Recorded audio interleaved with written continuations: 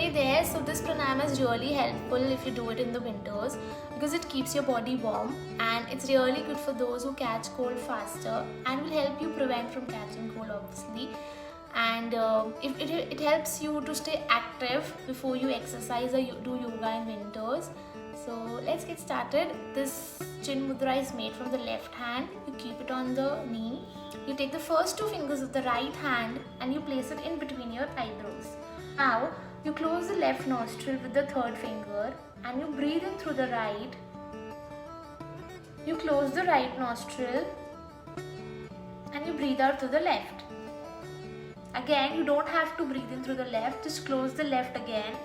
Breathe in through the right while opening the thumb. Close it and out through your left. And that's it. Do 9 to 10 rounds every day. Bye bye.